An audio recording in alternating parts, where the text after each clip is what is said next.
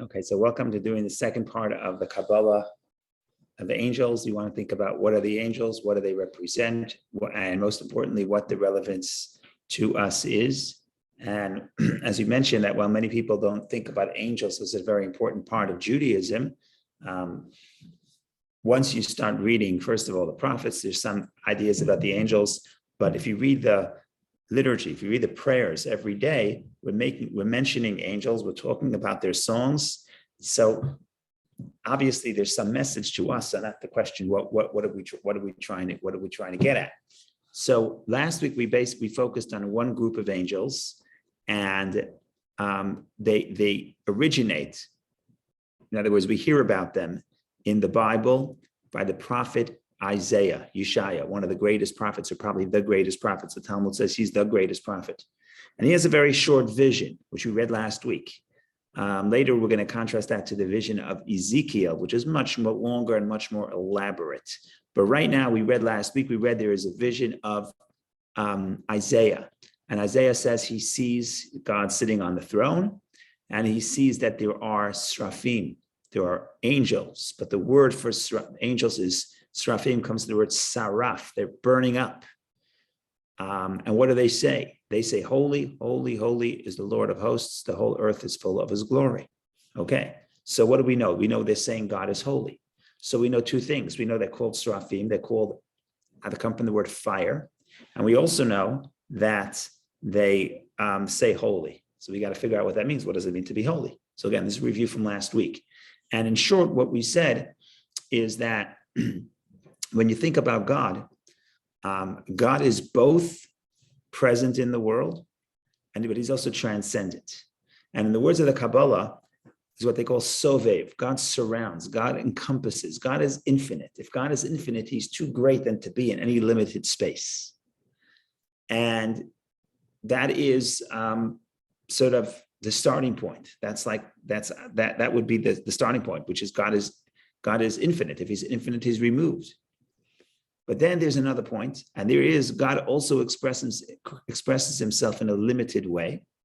They call that mimale, which is Hebrew for God fills up every creation, because for the creation to be alive, you need divine energy within that creation.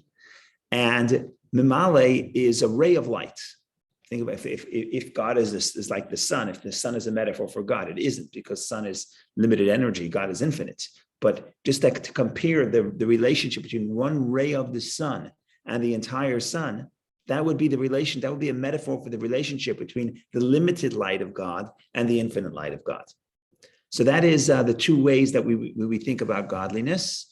And the limited ray is like is like the soul that enters the body, because there are verses that say that just like the connection between body and soul is like the connection between God and the world. God is the soul of the world. And that's true if you're talking about the mimale, the limited ray. But it's not true if you're talking about the infinite light, because the infinite light is far greater than and far too removed to be able to go into within every creation, but it's infinite. Okay, so that's what we said last week. That was the big idea. What does this help us for the angels? So an angel is a spiritual creation that has a certain spiritual awareness. If I lived on that plane, if I had that spiritual awareness, I would also feel what the angel feels. Okay, so what does the angel feel? So the angel feels the infinite light of God. And because the angel feels the infinite light of God, the angel is not interested in life within the limited reality. And therefore, what it wants to do, it wants to escape. And therefore, we call the angels srafim. Srafim means fire. They burn up in a fire. Fire is escaping. Fire is surging upward. And why are they surging upward? Because they sense, what do they say? Remember, what do they say? They say holy. Holy means God is removed. God is separate. God is infinite. And that's why, as we mentioned last week, the Talmud says that there's three groups, even within the srafim, there's three groups of angels. One group says, Kadosh, God is holy, meaning they only have one message. They wake up every morning for the past, thousands of years, and all they do is they say, God is holy. And what they mean is they see God is removed. God is infinite. We're living in a finite reality. We want to escape the finite reality. And that's why we had last week, I'm going to share the screen. I'm going to share some of the texts that we read last week. just to give a review, and then we'll make progress. So I'm just going to share the screen here, and what we read a verse, a very strange verse. The most important verse for this discussion is Isaiah chapter 6. He says, "In the year of the death of the king Uzziah, I saw the Lord sitting on a high and exalted throne, and his lower extremity filled the temple. Seraphim stood above him. Angels are above God." And one of the questions, and then we say later, and one called to the other and said, "Holy, holy, holy is the Lord of hosts. The whole earth is full of his glory." Okay, the question we had was, what does it mean that the angels are higher than God, right? When you say higher, it doesn't mean geographically, because we're talking about spiritual, but it means figuratively. So how could an angel be higher than God? And what we explained is that when you say God is sitting on the throne, you don't mean the infinite, you don't mean God himself. You don't mean the infinite light of God, because sitting on the throne means you lower yourself. So we're talking about the ray of godliness that exists within every creation. The Seraphim, the angels, are above that. They say, we don't want that. We want to connect to the infinity of God.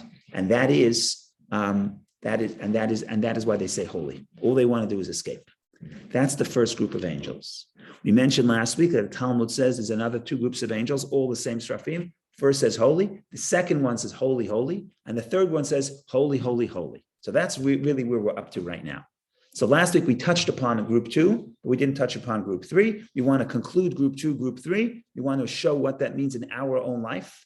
We're going to show how that plays out in the prayers. And then we're going to, if we have time, we'll introduce another whole category of angels that is much closer to our own reality. And there's a lot more to say about that. So I think I'm going to try to fit that in. So I have my notes here on my phone with a few points we have to make. So hopefully we'll get by the points and we'll cover everything. But so far, so good. Any comments, questions, clarifications, please share. Otherwise, we continue.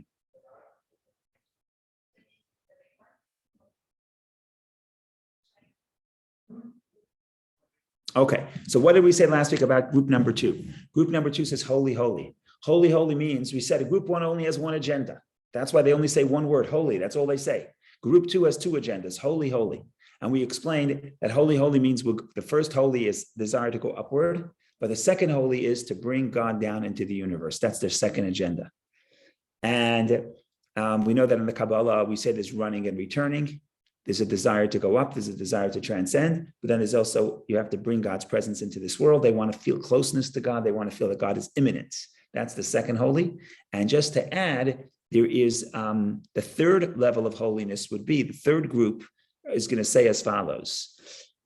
The third group is we want the ray of God in this world, which is group number 2, which makes sense. Group number 2 says we want the essence of God in this world. That's the big idea. This third group says we want the essence of God in this world. We want the infinite light of God to be in this world. To do that, you have to bring in the Torah and the commandments, because the Torah and the commandments are the way that we bring the essence of light into this world. Let's jump back to Isaiah for 1 minute. Let's jump back to Isaiah for 1 minute. According to the Talmud, this verse, holy, holy, holy is the Lord of hosts. The whole earth is filled of his glory. So if you're going to say, who says holy, holy, holy? According to the Talmud, that's the third group, right? Because the Talmud says one group says holy. The other group says holy, holy. And the third group says holy, holy, holy. So why does Isaiah only speak about the third group? Well, he's speaking generally. They all say holy, but generally speaking, they all saying holy. But specifically, there are 3 groups, and the third group says holy, holy, holy. Says the Kabbalah and explains, so what is the third group saying? Holy, holy, holy. The whole earth is full of his glory. They want to bring God into this earth. And that's the third level. So again, first level is, I feel I want to escape. Second level is, I want to be a vessel to God. I want to bring God into this world. Third level is, I want to bring God's essence into this world. And to bring God's essence into this world, I can only do it through doing God's will and fulfilling the commandments and studying the Torah. As opposed to step number 2, I recognize that there's a spark of God in everything. That's okay. That's true. The spark of God is in everything. You don't need the essence of God for that. You don't need the Torah for that. But number 3 is I want to bring the essence of God into this world. Because just like number 1, the first group recognized that God is infinite. So if God is infinite, they want to escape. Yes. But to escape, if you want to, the infinity could be brought into this world if you have the commandments. And I'm going to show you how this plays out in the Shema. We'll get to that in a minute. Okay. All this has to be applicable to our life because we're not here to talk about that there are angels that have an awareness that God is infinite. And there are angels that have an awareness that God is everywhere. In other words, the ray of God is everywhere. And there are angels that have a desire to bring the essence of God into this world. It's all true. But the point here is, and we're going to elaborate upon this later, point here is that when we pray, we want to connect to that awareness. And we want to cultivate within ourselves all of these 3 dimensions. And therefore, most of prayer, the beginning of prayer, why there's so many pages in the prayer book, what we're really trying to do is become on fire. Literally, the word srafi means they're burning. We want to be on fire. You want to be on fire. So what does it mean we want to be on fire? We want to have that passion to escape, to transcend, to connect to the infinity of God. To connect to the infinity of God, you have to escape everything you know because everything you know is finite. But then once we create that passion, then we say, oh, it's not enough. You can't stay in group 1. You have to come to group 2 and group 3. And that's why in the Shema, we're going to talk about bringing God into this world. We're going to talk about performing the Torah and the mitzvot and bringing the essence of God into this world, as we will elaborate. So that's the big idea. That's the 3 camps, and that is the 3 camps, and that is the how that relates to us. Now I just want to clarify a few points, and then we're going to talk about the Shema a little bit, and then we'll talk about a whole new group of angels, which we're going to get to later. Okay, just to say a few interesting points. One point is as follows. If you think about the first group as the desire to escape, then the next group 2 and 3 is the desire to become a vessel. To become a vessel is Hebrew, is a fancy word, but a vessel means sort of like a how would you say vessel? To become a container, to become like a dish, a container, to be able to contain the light of God. So there's a beautiful metaphor here. So this comes from Hasidic philosophy from Rabbi Shneur Zalman, founder of Chabad. He says, how do you make a container? How do you make a vessel? You take earth or take any metal or any material, but the most important ingredient you need is fire. You have to take the vessel to the kiln, first of all, to form it. If it's metal, if it depending what the material is, but if it's metal, you have to put it in the fire to shape it, because you just have a lump of material.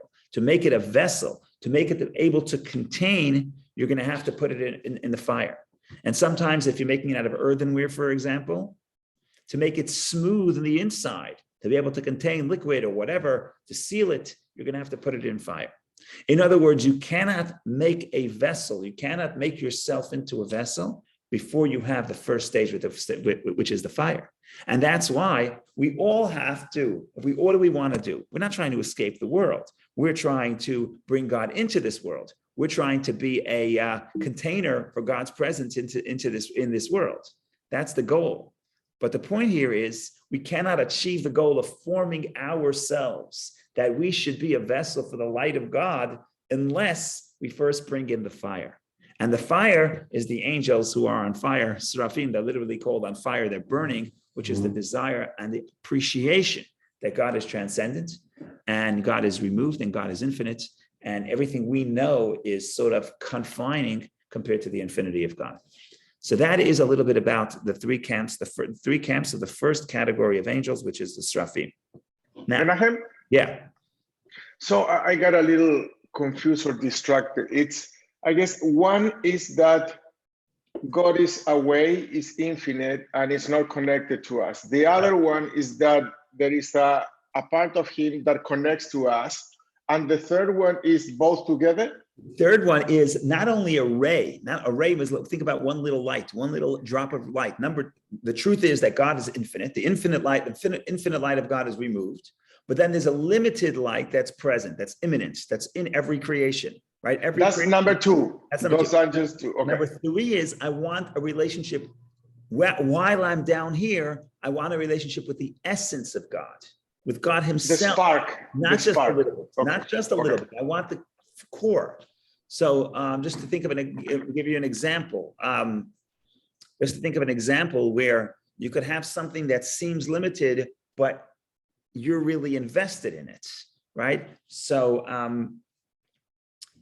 what's an example? An example would be your kid wants to play baseball. Okay, in your life, there's a lot more going on than baseball. You're thinking philosophy. You're thinking about science. You're thinking about saving the world. You're thinking about curing cancer. Okay, so your ideas are far more abstract. But part of you knows my son wants to play baseball. My daughter wants to play baseball. I'm going to go and I'm going to play baseball. Now, there's two ways to play baseball. One way to play baseball is you come and you catch the ball and you keep throwing it. So you're just doing a technical act. And technically, you're present here. But where do you want to be? You want to be elsewhere, right? But I'm here for you. So part of me, I'm giving part of me to you. Instead of going to the batting cage where there's a machine throwing the balls. So I'll do that. I'll throw the balls for you, right? But it's very technical. It's very limited. It's not myself.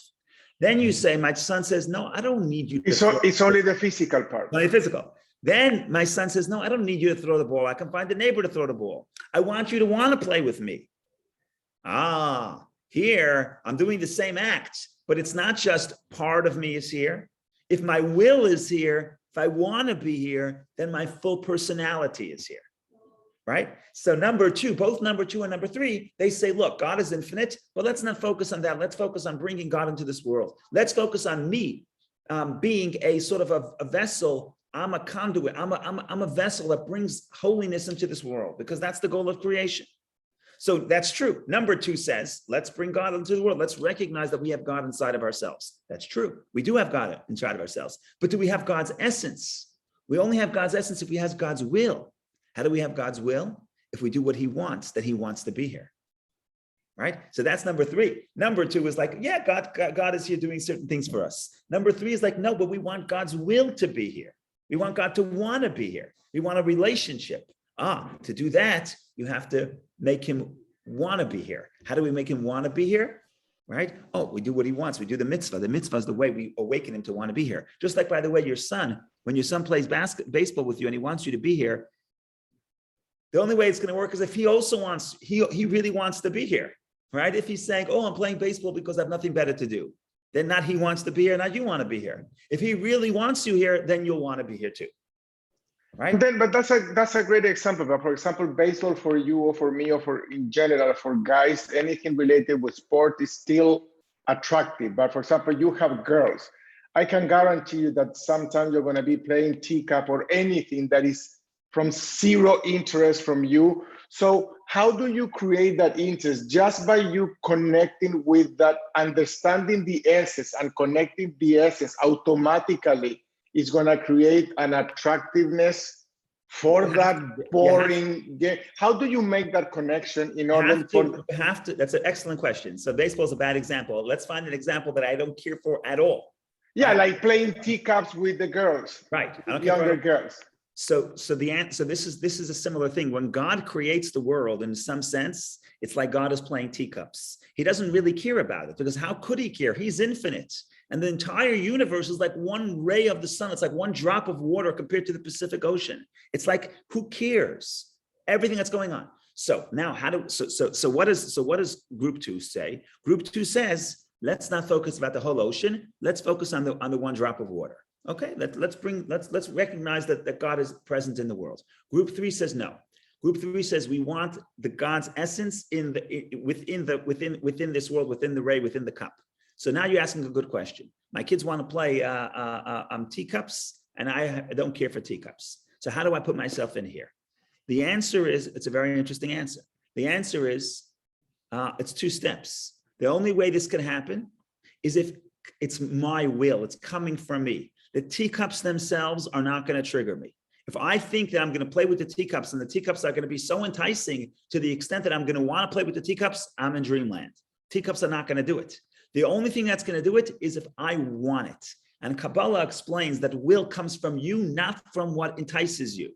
But that's a different subject. Will is about me. I have to want to be here. Now, what's going to get me to want to be here? Not the teacups. So what is it? If my child wants me, then I'll want to be here. Will awakens the will. So that's the point here. When I recognize what meditation, my kid says, want to play with teacups? I say, teacups, who cares about teacups? But if you think about what is your child really telling you? They're not telling you they want the teacups. They're telling you they really want you, and they want a relationship with you, and they want to connect to you. Then you will want to connect to them through the teacups, but it's not the teacups. Okay? So similarly, does that make sense? Yeah, it perfectly makes sense. The point, and I truly understand. And understanding that concept deeply, I still sometimes struggle to get that will kind of. For example, for Lucas, that is all into trains. There is a point that I cannot touch the trains. I cannot play with him. Right. So for him, is for me just watching him play trains. So kind of like it's his way. So then it's very hard to find, and I know that is what he wants. So I connect with that, but the moment to moment has not been easy for me to really find that trigger that will make me the connection to actually be there. So and it's all internal, as you said. It's will. It's not about the trains. Oh, so what works for me is if my son says, okay, let's go play baseball, and I say I don't want to play baseball. It doesn't talk to me, or trains, or it doesn't matter. The only thing that will work is if I think about that. He doesn't want the train. He doesn't want the ball. He wants to play with me. You understand? Yes. So with the train, it's not, you're not watching the train. You're not watching the train. You're watching your son interacting with you. The train is just how he's showing you what he cares about. But it's not the train. It's your son really wants you. And that's what you think about. If you think about that, if you think about my son wants me, almost always you'll want to be there. My son tells me it's 10 o'clock at night, 10:15 at night. He says, okay, could you take me upstairs and put me to bed? I don't want to. He's on the 3rd floor. I don't want to go to the 3rd floor. I'm tired. I woke up before him and I'm more tired than him. I don't want to go to the 3rd floor. Okay. If I think about anything, any rational thought, it's going to be, I'm not doing this. And by the way, confession, most times I say no, and then I say yes. Okay, so that's just a terrible thing, but that's the confession. What do I think about that says yes? I think about your son wants to spend time with you. Doesn't want you to go to the attic. He doesn't want to tuck you in. Doesn't want you to tell him a story. That too, but it's not what he wants. Your son wants to spend time with you. That's what he wants. If you think about it that way, then your will respond, because that's the nature. King Solomon says, just like whatever the heart you project, what one heart projects to the other heart will reciprocate if you're conscious of what's happening there. Yeah, perception, projection, yes. Right. So that's the point here. The point here is group 3 says we want God's will to be here. So how do you get God's will to be here? We have to show him we want you, right? If I come upstairs and my son is just like, okay, he's playing Lego and he doesn't care about me, I'm saying, I'm out of here. By the way, I do that. If I come upstairs and he's distracted, I say, I'm running. I don't need to be here, right? So if we want to have the essence of God, we want God's will to be here, then he has to see that we want him here. That means we engage with his will.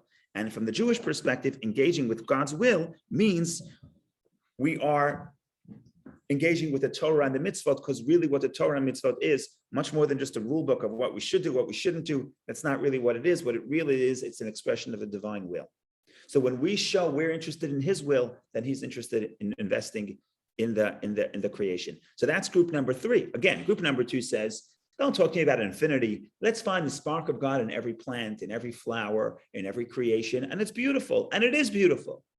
But it's only the ray. So it's beautiful. Some people are inspired by the ray. There's nothing wrong with that. That's a beautiful place to be. The recognition that there's a limited amount of godliness within every creation. It's a beautiful way to live. The third group says, yeah, but we want more than that. We want God's essence. You want God's essence. You have to, you want God's essence. You have to invest. You have to invest your will, and then his will responds. So that's group 3. And again, we're supposed to do all of this, and the prayer is a time to do all of this. But the beauty here is, how do I become a vessel to God, to God's will? So the metaphor, remember the metaphor. The metaphor is you cannot make a vessel unless you put it in the fire. So you can't really get 2 or 3 before you have number 1. And number 1 is I have to recognize that I really have the passion to connect to the essence of God.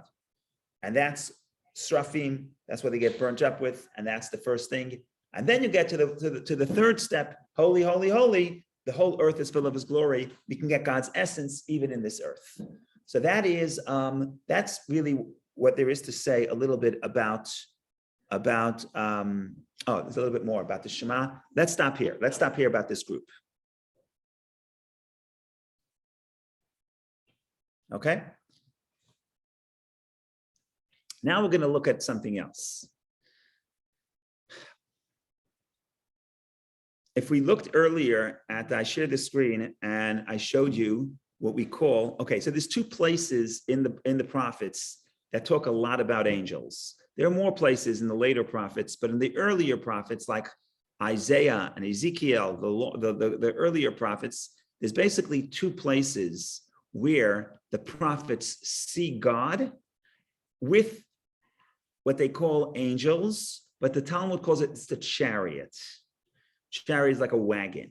And the point here is that just like there's a person riding the chariot and the wagon serves the rider, so too you have God sitting, and around God is the angels. So we'll talk about what that means. But before we even talk about what that means, let's just sort of get the imagery that the prophets lay out. Now, of course, it's all metaphor, so you can't take it literally because God doesn't have an image and the angels don't have an image. They're spiritual, so it's all metaphor. But even before we try to decipher the metaphor, and I don't even know how much of the metaphor we're going to decipher, but it's very telling to see the description and see the differences. And the biggest difference is that Isaiah, who's considered the greatest prophet, his chariot, in other words, his image of seeing God and the angels, was exactly 2 verses long, right? I showed it to you multiple times. We read it earlier today. It's right here, Isaiah chapter 6. In the year of the death of King Uzziah, I saw the Lord sitting on high in an exalted throne, and his lower extreme filled the temple. Seraphim stood above him. 3 verses. That's the chariot of Isaiah. Now, let's go to another great prophet, Yecheskel, Ezekiel. I'm going to share him right over here. I'm going to close the Hebrew. Okay, I'll leave the Hebrew open. Here is what we call the prophet of Yecheskel, of Ezekiel. And he talks about, now it came to pass in the 13th year of the 4th month, and the 5th day of the month, as I was in the midst of the exile by the river Kebar, the heavens opened, and I saw visions of God. At that point, he was sent away to Babylonia, as the next verse explains, on the 5th of the month, that is the 5th year of the king Yoachin's exile. And we have the description of the chariots. Starts at verse 4. And I saw, and behold, the tempest was coming from the north, a huge cloud and a flaming fire with brightness around it. And from its midst, it was like the color of the chashmal. Chashmal is a very interesting word. Modern Hebrew, chashmal is electricity, but that can't mean the word because electricity is a recent discovery. But chashmal, in other words, the spark of a flame, and the midst of the fire. And from its midst was a likeness of 4 living beings. It goes on and on and on. Remember, Isaiah was 3 verses. This Ezekiel keeps going. Menachem? Yeah. In many of the prayers, when they refer as God, kind of first they refer as him or his, so they have like a assigned to man, masculinity, earth, but also kind of they describe human parts. Yeah. So why they need is for people to get a gasp, or why do they relate God with a human being? Yeah, so that's an excellent question. Maimonides talks about this a lot. It's all a metaphor because there's no other way for humans to understand God. But when you read the metaphor, it's very clear, it's very important especially for Jewish people. In other words, according to Judaism, it's very important to realize that you have to think abstractly. And the metaphor is just to explain certain features, but you have to think about it abstractly. For example. So it doesn't at all reflect the fact that they did have a vision of an older man physically. Correct, It's correct. all metaphorical. Okay. Correct. So for example, if you say God has a hand, in the 5 books of Moses, it says, God says, I'll take you out of Egypt with a very strong arm. So what does it mean? It means God has a strong arm, the size of an NFL player? No. Arm represents the power to do, the power of action. So when you says God will take you out with a strong arm, it means that God is the most powerful actor in this world. No, but in this one, Ezekiel said that the legs were hanging. All metaphor. So that's actually angels. That's actually angels. But even the angels, that's all metaphor. Wings. What is wings? Wings is the ability to lift yourself up more spiritually, to inspire yourself. Okay, so it's all metaphor.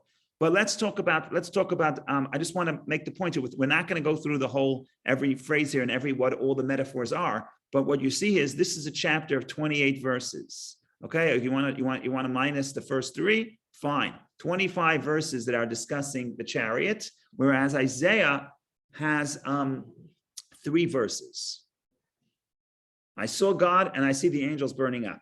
And this guy, Ezekiel's going on and on and on. And he also introduces different types. There's different types of animals. He says the chariot has 4 wheels. There's the 4 wheels. Each wheel has another face. There's a face of man, face of a lion, face of an ox, and then a face of a nesher, which is a eagle. Verse 10. The bottom line is so much more description, and it keeps going. And then he has other names of angels. Instead of seraphim, which was just the fire that burns up, here he introduces this chayot. Chayot means the living beings. In biblical Hebrew, a chay is alive, but also animals are called chayot. They're animals because especially animals of prey, undomesticated animals have a lot of life. They're always moving. They're constantly on the move, unlike domesticated animals. So we have a new name for angels here called chayot, living beings or animals. And then we have another one, which is ofanim, which is wheels. If there's a chariot, then there's a wheel to the chariots. So a chariot is sort of the conduit that brings God's presence into this world. So another group of angels is called ofanim. And later on, we'll see what the ofanim do and what they say.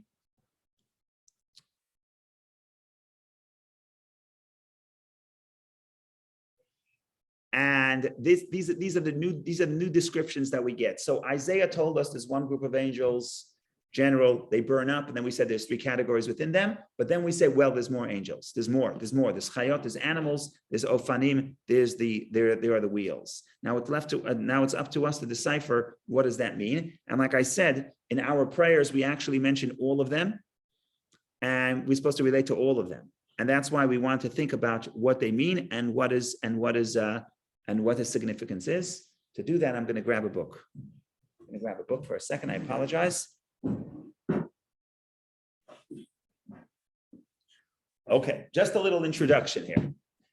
When you see both of these sections of the prophets, and I say, if I had to ask you, don't be shy. If I had to ask you, which of the prophets are greater? If 2 people go to see the king, one guy comes back with a 1-sentence description, and the other guy comes back with a full chapter of description, much more elaborate. So I say, who's on a higher level? Who understands more? Who sees more? Not clear. It's not clear. No, one is big picture, the other one is attention to detail. Yeah. Vicky, you have any insights to share? If you want to, no pressure. Okay, it's not clear. Go ahead. No, I'm sorry, I get distracted. I got a call. Oh, sorry. Okay, sorry. I don't mean to put you on the spot. So basically, we have 2 descriptions. You're a poet, you're a writer. So you have one, Isaiah talks about God and he says 3 sentences. Talks about the angel, says 3 sentences. Meanwhile, Ezekiel says 25 verses, much more elaborate and many more description. So which one is greater? So it's fascinating that the sages say, you know who's greater? The one who's more concise. So Alejandro says big picture, which is true. But the essence, I would say essence, because in order to be concise, in order to be like, you have to grasp the essence. You have to grasp the essence, so to be more concise. Correct. So I think you and Alejandro are both saying the same thing. I'm going to say it a little bit different. The Kabbalah comes from it from a little bit different angle. If you were in the world of the Seraphim, if you were in the world of the higher angels, well, before that, even let me start with the Talmud says, and I'll say what the Kabbalah says. The Talmud says like this: you cannot compare someone who lives in the capital city, who sees the king, to someone who lives in a village and sees the king. The person in the capital city sees the king all the time. He's not impressed by the Secret Service. He's not impressed by the police cars. He's not impressed by the limousines. He's not impressed by the sirens. He's not impressed by all the noise. So when he looks for the king, he looks for the president, because he's used to all the whole ceremony. The ceremony is not interesting to him. Somebody comes from a rural area, never saw the king. All of a sudden, you see the king's entourage or the president's entourage. He's impressed. He says, "Wow, you know what we saw? There were 25 motorcycles, and there were 25 horses, and there were cars, and there were people, and everybody was around him. Oh, by the way, I saw the king." Right? So, according to the Talmud, the fact that you're talking about more details, but these are details that are not about the king, it's about the surroundings. Why are you talking about the surroundings? Because you're impressed by the surroundings. You're impressed by the surroundings because you're a villager and you don't understand and appreciate the essence of the king. Whereas Isaiah, he's on a higher level. He does the whole ceremony, the noise, the background noise is not distracting for him, and all he sees is the king himself. That's what the Talmud says. That's ironic. The person who describes more is because he's looking at the details. Why are you looking at? And you're going to say, and the president traveled and he came and there were 3 limousines. Limousines? Talk about the king. What are you talking about the limousines for? I remember when the president came in Brooklyn, where we were living. They in the early '90s, mid '90s. There was this terrible. I don't want to call it a highway, but the street that connects. I guess it's not highway that connects Brooklyn and Queens, and it used to be called the Interborough Parkway because it connects Brooklyn and Queens. Terrible. It's just the worst street you could be on, and they changed it to Jackie Robinson Parkway. Changed the name, and President Bill Clinton came for the changing. So when he came for the changing, he had to drive by Crown Heights on Eastern Parkway to get to the Interborough Parkway, later to become that day to become the Jackie Robinson Parkway. So we're able to see the whole entourage. It was very impressive. It was unbelievable. We don't see the president's entourage every day. But the point here is, why are you talking about the limousines? Because you're not looking at the king. So that's the Talmud says. Talmud says Isaiah's on a higher level. He focuses on the essence. He talks about the thing itself. He's not talking about the surrounding. Ezekiel, he's coming from the village. He doesn't really recognize all of this. He sees every angel. He writes down what every angel does and how this one looks and that one looks. That means you're on a lower level. That's what the Talmud says. Now we're going to give the Kabbalistic insight. Kabbalistic insight says like this. From the place that Isaiah stands, the place of the Seraphim, remember the Seraphim are the highest worlds. When they see all they understand is God is infinite. So all of creation is not interesting to them. What do you say? This creation, that creation, this level of limited phenomenon, that limited phenomenon, they're not interested in it. Doesn't register. They're looking for infinity. So if they're looking for infinity, it's not interesting to them all the shades of infinity, all the shades of creation, every spiritual creation, because they're saying, this is not interesting. This is finite. We don't care for the finite. We care for the infinite. Ezekiel's on a lower level. Not only he, but he and the angels he's describing are on lower levels. So he's talking about all the various spiritual creations and how they're different and how they understand God. But and so on a lower level, because he's much more in tune with creation, not so much physical creation, that too, but spiritual creation. Whereas Isaiah is talking about the highest level of the angels. They're not interested in creation. They want infinity. Okay, what does that do for us? What that does for us is very interesting, because we, on one hand, are tapping into the energy of the Seraphim. When we start praying, we want to talk about what the Seraphim say, which is we want the infinity and creation is not interesting. But then we go lower and we talk about, but in some ways it's much more relevant to us. And we talk about the lower dimensions of creation that feel creation as significant. And in some sense, that's where we are. Right? We can think about what the Seraphim say. We could think about the parts of the angels and the part of us that really wants transcendence and wants infinity, but that's much more abstract. If you're talking about our own consciousness, we're much closer to the other lower angels that sense themselves. And they sense their finite being. They relate to God, but they sense their finite being. What is very interesting here? What's very interesting is, I'm just going to read 2 sentences from the prayer, which again comes from the prophets. And here it goes.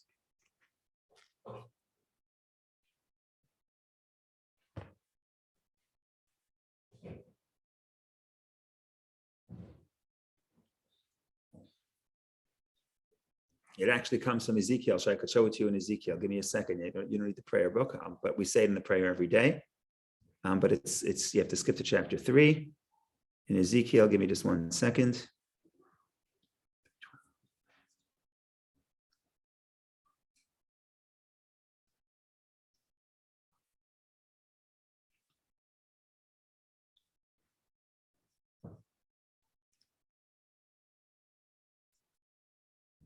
Okay, so the chariot of Ezekiel was in chapter 1, and now we're in Ezekiel chapter 3.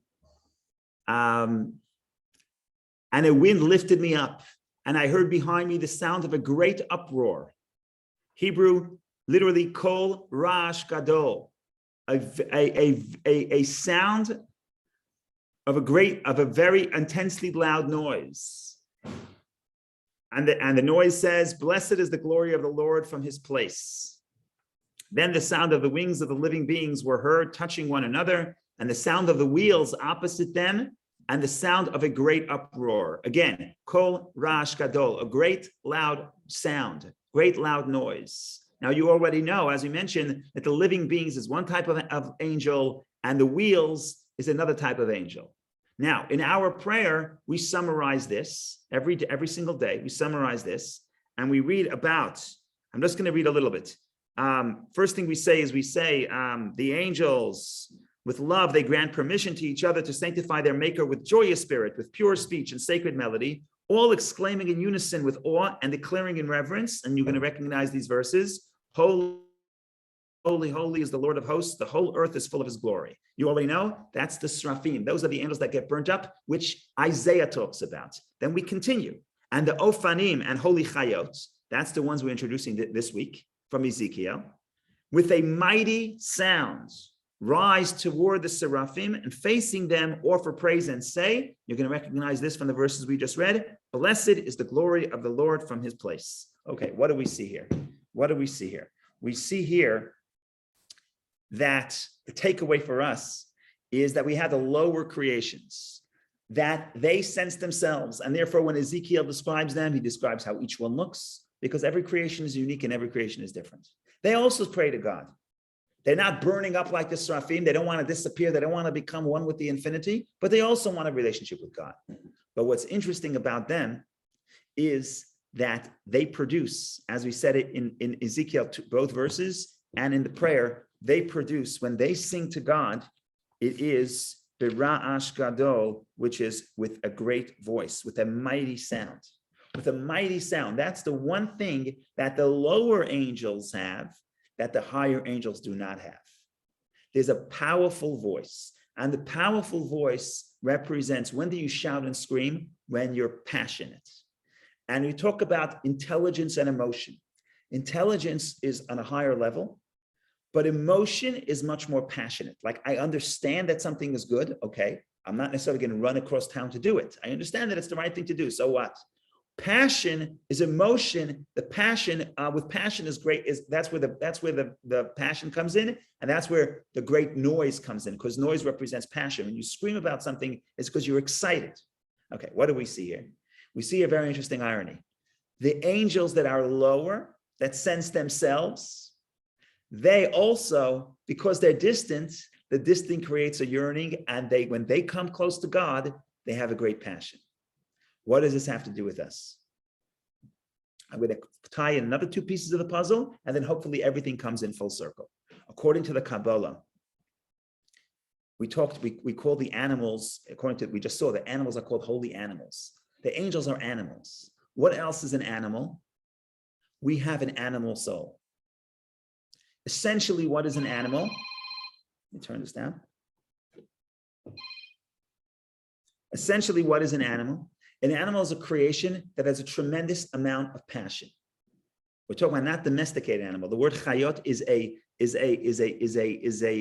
undomesticated animal. Okay, so the soul of man is an intellectual creation, an intellectual creature. It has awareness. Both the angels and the animal soul, the animalistic part of the human being, are much more connected to emotion than to intelligence.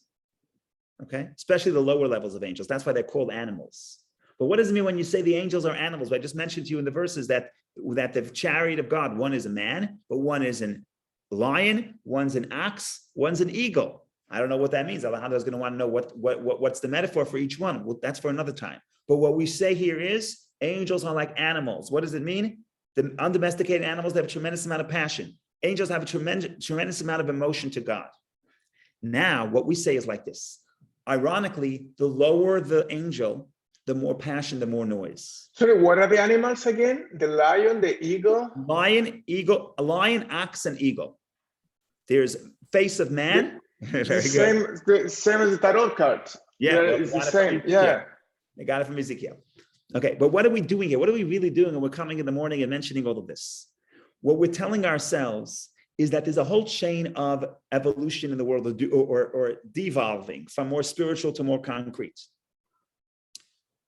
Our animal soul is also like an angel. It's also a packet full of energy. It's an animal. It's an undomesticated animal. It has a tremendous amount of energy. The thing is, the angels, which is the source of our animal soul, they recognize what they really want. They know what do they really want? They have a great passion to connect to their source, to connect to God. They're not like the holy angels that want to disappear, they want to become part of infinity. But they sense their own existence, but they want to come close to God. Now, the problem with the animal within ourselves is we also have a lot of emotion. We also have a lot of drive and desire, but we don't realize that our drive and desire is misplaced because the animal sometimes our animal soul wants destructive things sometimes. So we're coming when we're talking about what the angels are, according to the Kabbalah, what we're really doing is we're talking to the angel within ourselves, to the animal within ourselves. Again, animal is just a pack of energy. And we're saying, yes, you have a whole list of things you want. It's wonderful. But understand where you originate from. Love. What is love? What is true love? True love is the desire to connect to your source. You don't sense that because you're disconnected from your source. So while the angels are screaming very passionately because they're distant, but they're screaming very passionately that they want to connect to your source, I want comfort because I also sense that yearning. I may be looking for the comfort in the wrong place, but I want that same comfort.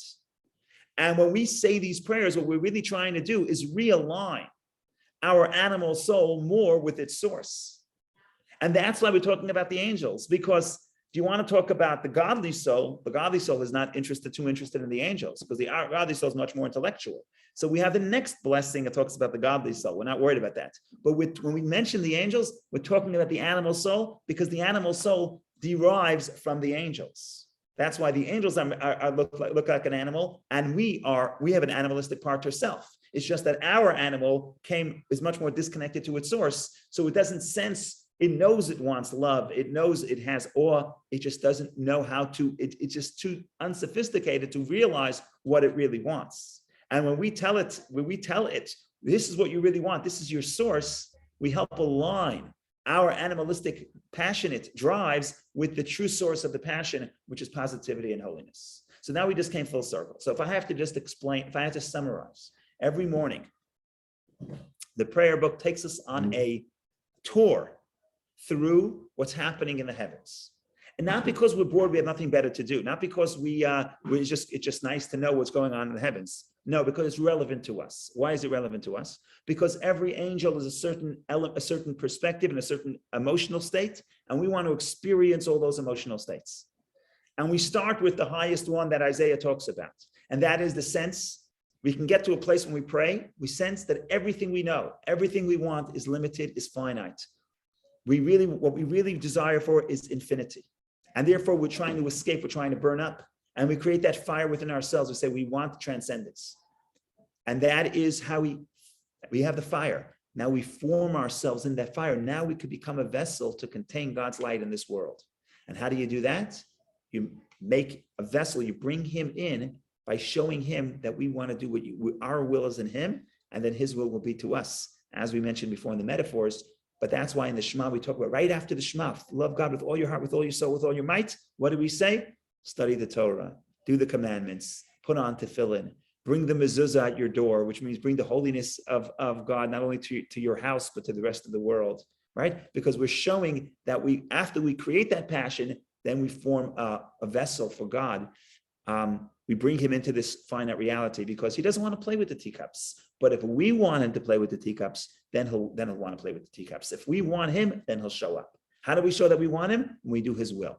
Okay, that's the first element.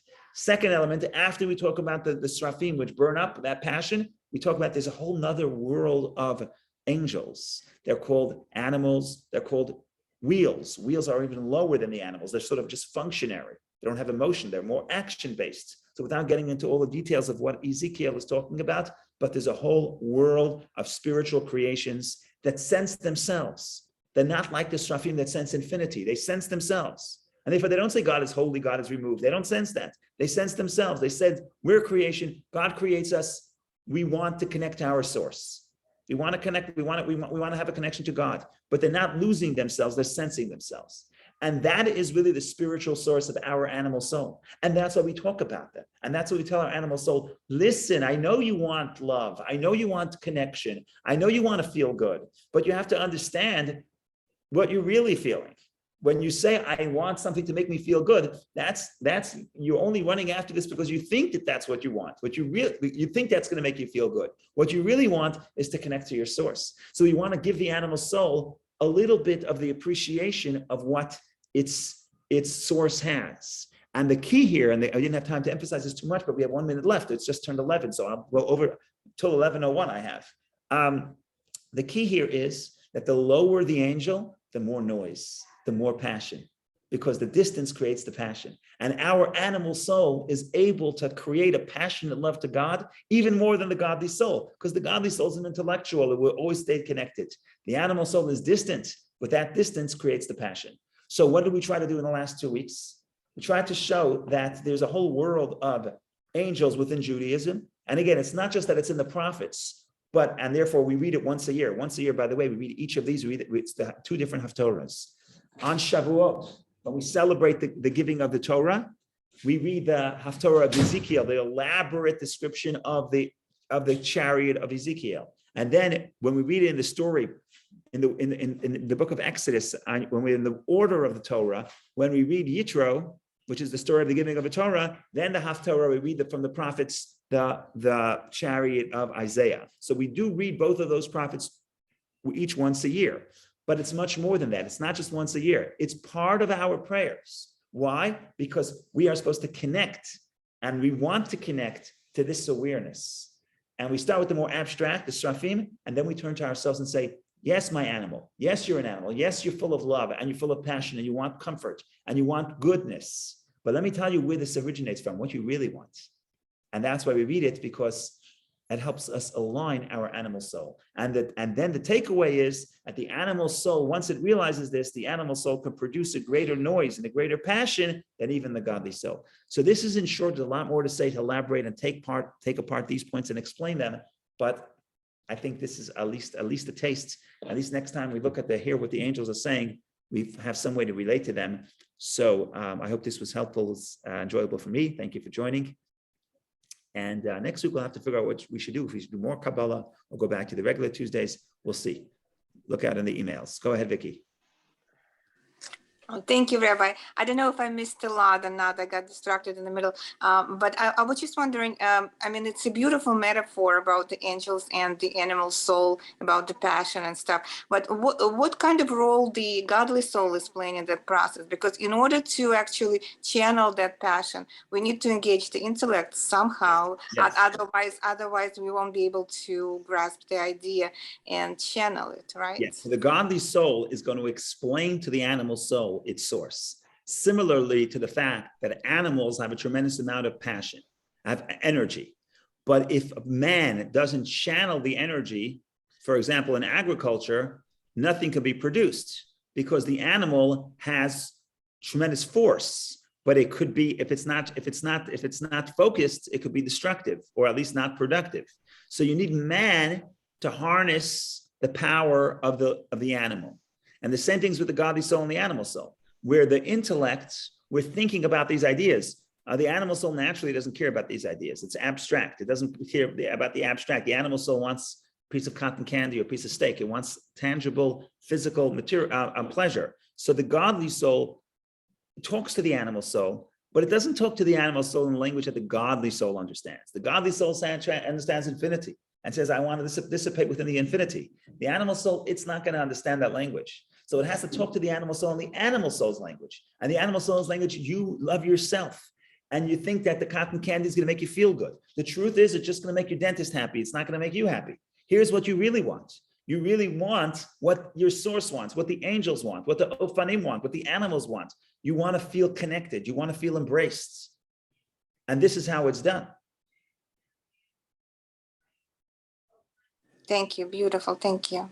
Thank you. And then how do you, like, from the Jewish in general perspective, and then you personally, kind of like, how do you find the balance between this desire to transcend and maybe hope that there is life after this earth, where we have what the people of some religions call heaven, versus we are currently living in this world? So how can you find the balance? Is how much to be present here, So how much to be kind of, how much to think about the next, how much to connect to God, and how much to actually really be here with the kids, and actually through your living here, being present in this world, kind of project that spark from God, or that connection to the physical. That's a wonderful question. So let's talk about how much. So let's talk about this quality and quantity.